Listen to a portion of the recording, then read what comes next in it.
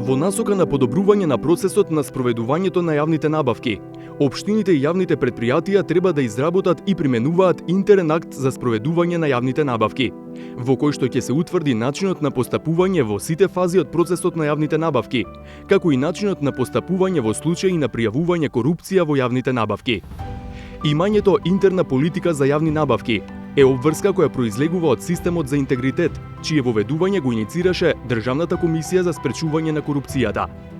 Согласно законот, секоја општина и локално јавно претпријатие треба да има обучено лице за јавни набавки и потребно е постојано да се градат капацитетите на кадрите што се вклучени во процесот на јавните набавки.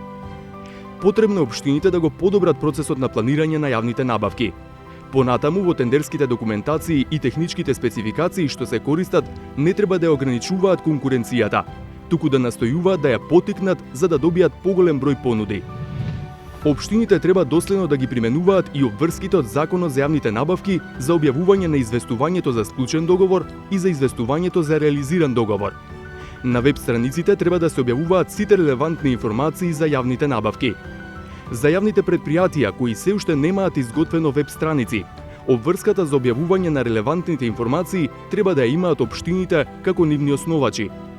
За овие и за другите препораки во насока на надминување на ризиците од корупција во јавните набавки, прочитете во извештаите објавени на веб страницата на Центарот за граѓански комуникации www.ccc.org.mk.